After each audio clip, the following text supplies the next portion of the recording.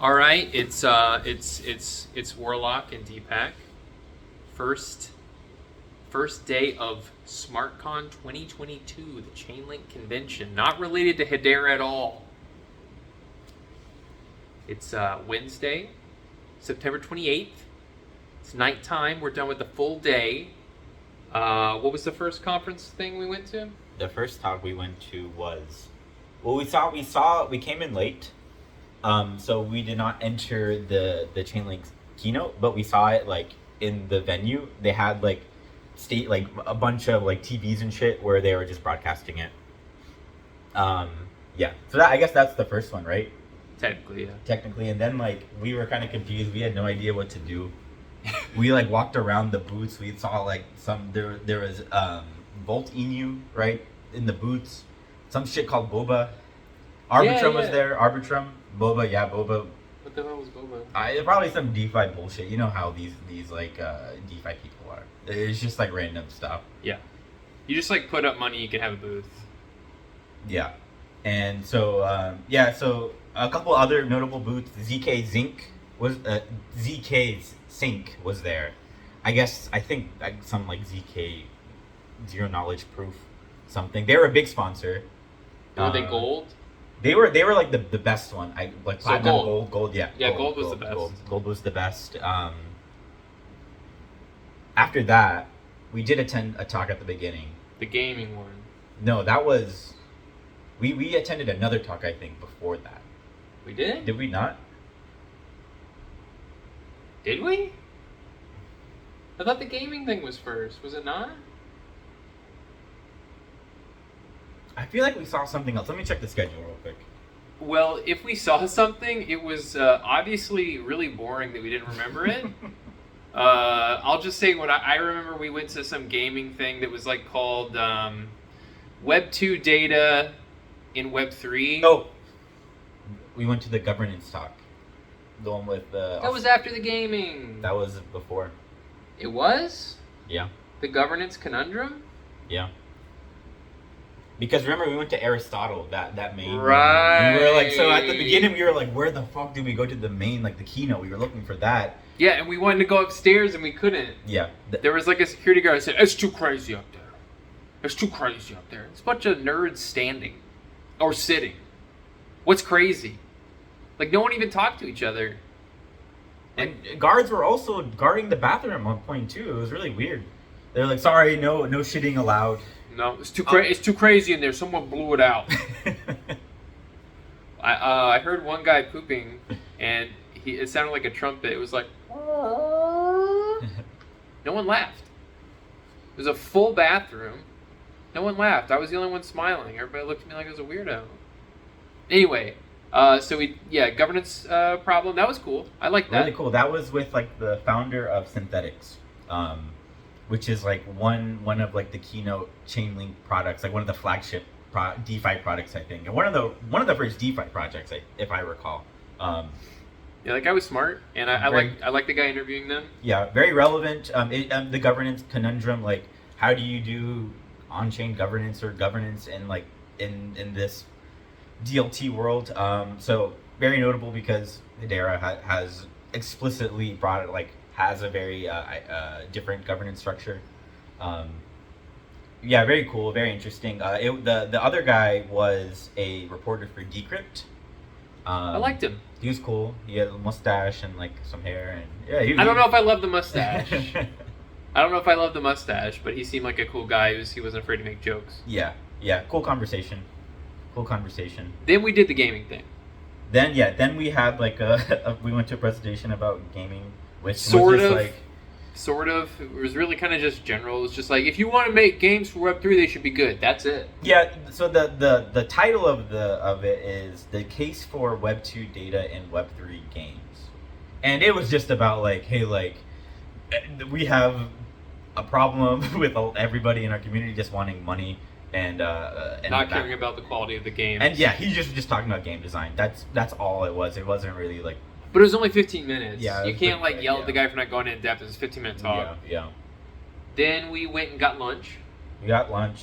I ate half a chicken and a bunch of rice. And then I ate like some like a little like just a little strip of salmon, like some rice, some salad, little salad. Mine was like $19. His was like 12, like $13. It was 13. Jeez. I got way more food.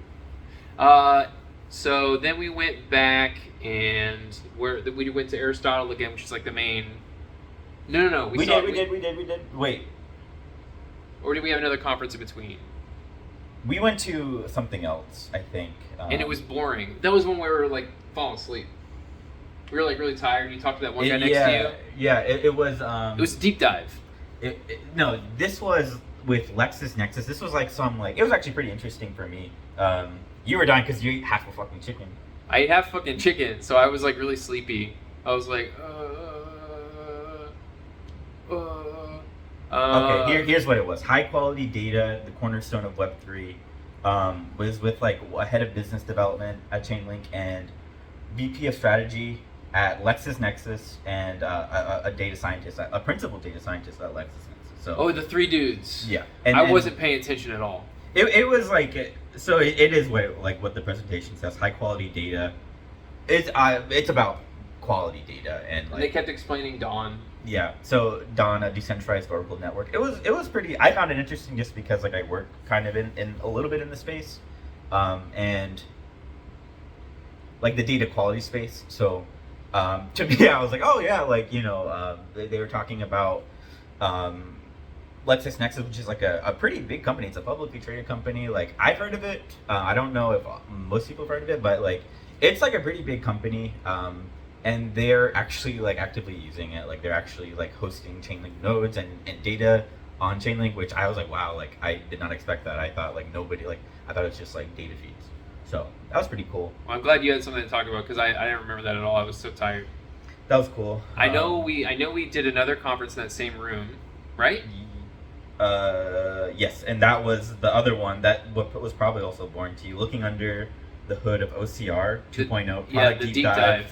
I was so bored. With Chainlink Labs research. I found this really interesting personally. So looking under the hood of OCR 2.0, OCR is off-chain reporting. Or no, I think it's something like off-chain, something, OCR. Anyway, it's some like, it's just a mechanism in which like you, it's the bare bones of what Chainlink does. It's just Chainlink is bringing real world information onto the blockchain, and it was just describing like a piece of software that has handled that for price feeds. Like what BTC, where it takes like GSD. Different sources and finds like a median Exactly. and stuff. I remember that kind of thing. It's aggregating this data, and it's bringing it, it's reporting it to the blockchain. Pretty much, and that is what Chainlink does. That's all. That's like the big thing, and that's like the technology that they leverage. And so they were talking. That presentation was about how. So that was 1.0 of just bringing price data. Now they're talking about how they made it even more general for their new products, such as like CCIP, cross-chain interoperability protocol, and. Interoperability is such a hard word to say. You'd think there'd be an easier word. Continuing it using for like the price data feeds and their other products. Nothing's popping up. Sorry. And then the rest of it was in Aristotle. We just chilled there pretty much. Yeah, and after that we just hung out in the Aristotle, the main room. That's like where Sergey shows up. And then fucking so we had we saw a fireside chat with Sergey Nazarov and Steven Goldfeder, who is the co-founder and CEO of Off-Chain Labs, which they are the guys who are making Arbitrum, the layer 2 Ethereum, the layer 2 on top of Ethereum solution that is actually like, they're doing very well in the space. They're leading. It seems like in the off-chain or in the layer 2.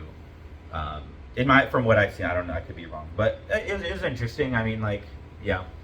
At this point, I started thinking a lot because all the stuff they were saying they wanted to do, I was like, Hedera can do that so easy. Yeah. Oh, so yeah. I mean, like, yeah. That was a big running theme today. Is that scalability and they were just like all these problems we have, and we were just thinking like, oh, Hedera solves that. Oh, Hedera solves that. But Hedera is never mentioned. Like there's always like there'll be a slide with like a bunch of different chains. It's like all these different chains. Hedera's never there. Never heard the word Hedera once. It's like, we have someone, Shane Higdon from the HBR Foundation coming tomorrow, but you'd never know it. Like no, it's just like all these problems they're talking about solving and like, attempting to solve, and it's like a lot of them are solved by Hedera. So I guess a big theme for me, not being super into the tech, is just like, why does nobody know Hedera exists? And we talk to people too, and they're like, I've heard of it. Some people have heard of it. Yeah, there was like one guy, but yeah, I mean, it wasn't really heard of. I mean, so the next one, the fair sequencing services in action. So like, that's a Chainlink product for fair ordering for blockchains, and for Hedera, that's just, or for the Hackstrap algorithm, it's just baked on the algorithm level. Yeah. But you just don't even need to have this talk at all. Like, it's a solved problem. It's just, I don't know.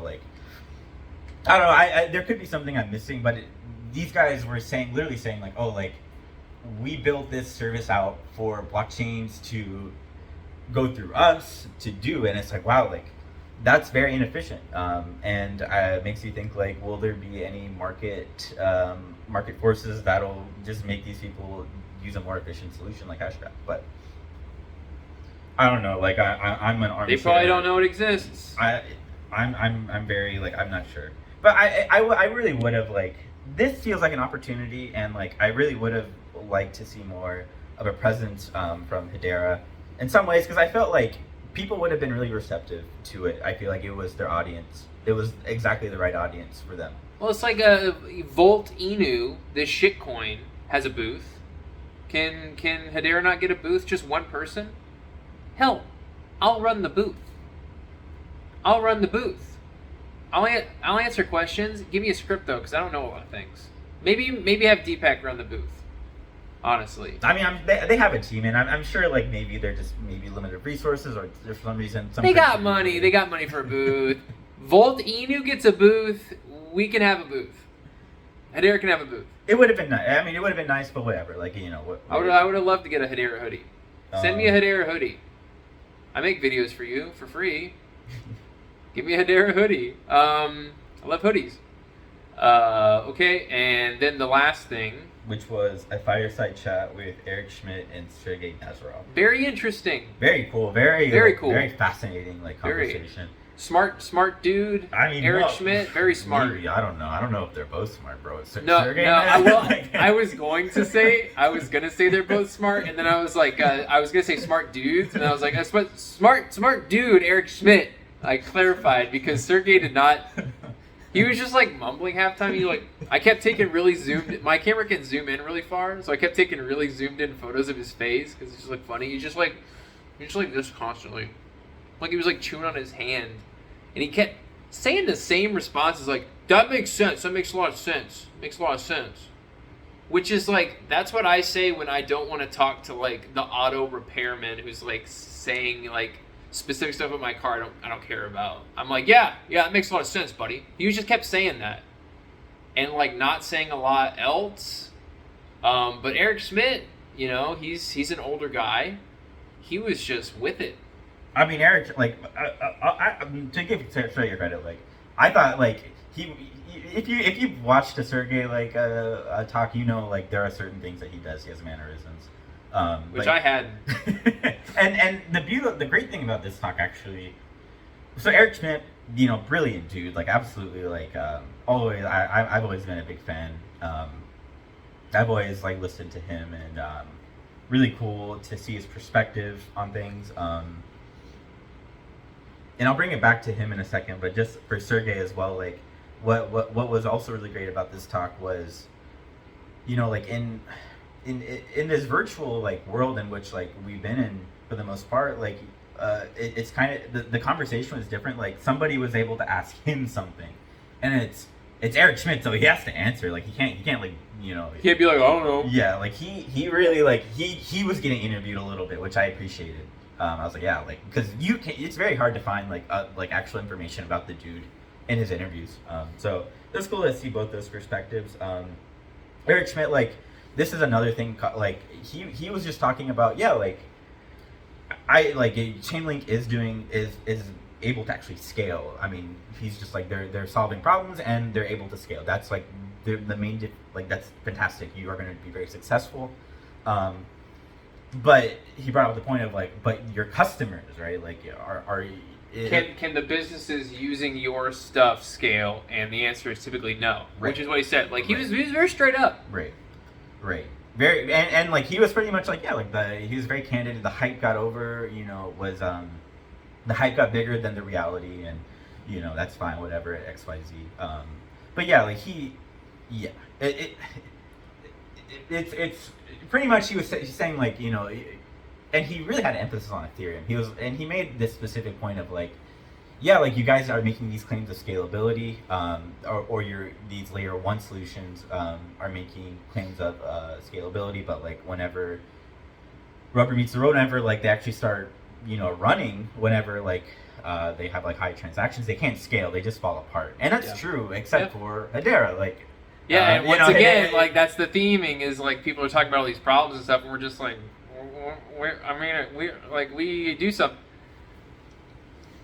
The only thing that we heard people, they like we know they target enterprises. That's all it was said. That's what they know. They know. Oh, like if they did know, they're like, oh, like it's the enterprise chain. It's like, yeah, I guess. But it's like a little frustrating when it's like we are the, they're not in the community and they just hear those things. It's like we're in the community and we're like, can we see more of that? Are we the enterprise chain? But I will say this, like maybe they have an incentive not to have them, right? Because it's their products. Like Hedera, what's fantastic about Hedera and Hashgraph is that like it takes care of problems that they are trying to solve for other people. So like maybe there's an angle there. I don't know. It's just I feel like it's really weird being in the Hedera community. When you can compare yourself to these other community people, like Solana people, Ethereum people, like they got so much to like be hype about, but like with Hedera, it's almost like, hey, yeah, you shouldn't be feeling like a community, No, I don't. I'm saying like because they're like, oh, it's like, hey, we want to see more about enterprise. No, like we're focused on like serving our customers. It's like, are we not your customers? Where do we fit in? I don't think that like. I think it's mostly just yeah. I don't know. I don't know. I have no idea. It feels weird.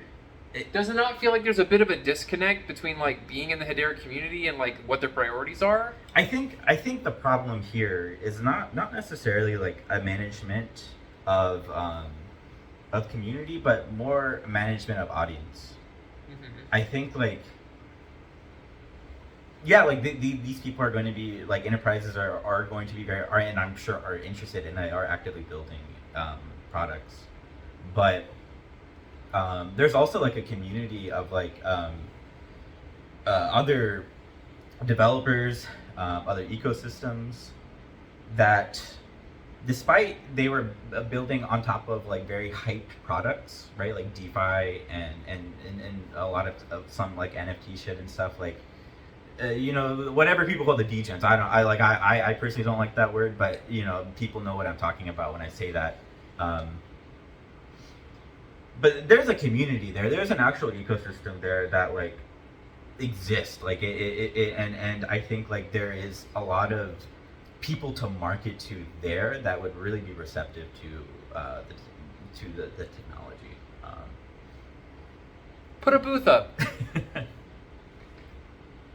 You want the community to fund the booth for you? We'll do it. Put a booth up. So that there's so many, because I'm an idiot who makes a weird podcast every 6 months or so with this guy, and otherwise I scribble on paper and sell the scribbles. So I'm surrounded by these professionals and these people. Oh yeah, I made a company and it was bought, and oh yeah, I got a million here, a million there. I'm just like some dude that doodles things, and I'm like, you want a sticker? You want a Crete sticker? I feel like an idiot, but there's some big boys here, and I think these big boys who have stuff going on, have companies, have their they're building on other things. Like, put a booth up. They'll ask about it. Put a booth up and give out free hoodies.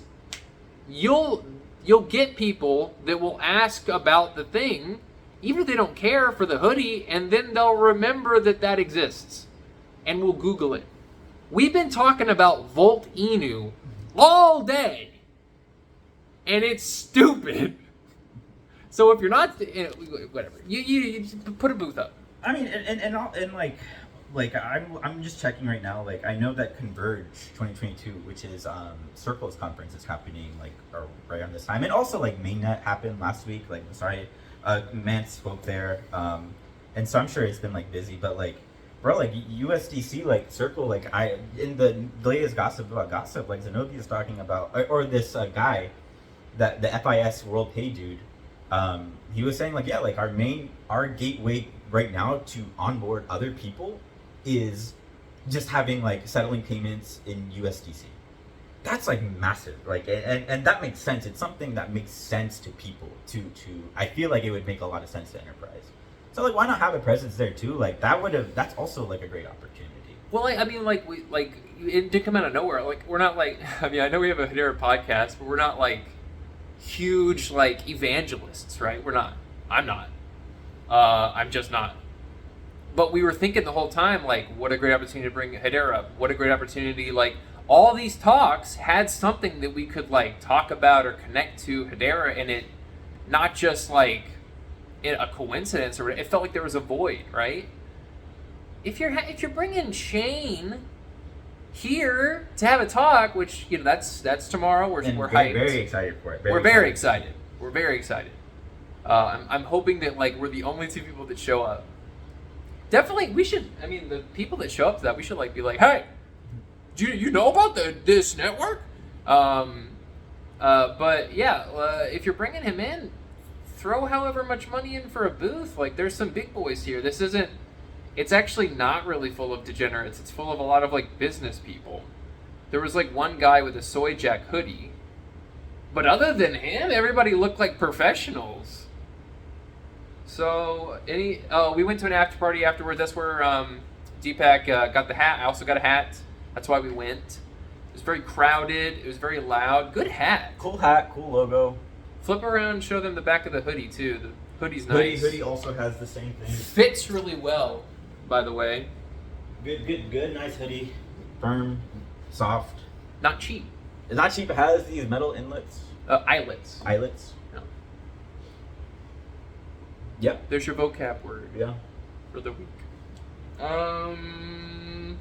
Anything we missed? I mean, this is a 20-minute video now. So I guess the final one's going to be like 30 minutes. I'll upload this just by itself until I can put the full thing together so people can see it like closer to where it's going on. But I had a lot of fun. Yeah, it was cool. We you know, going through it, I like forgot we like actually went to a good amount of conferences. Yeah.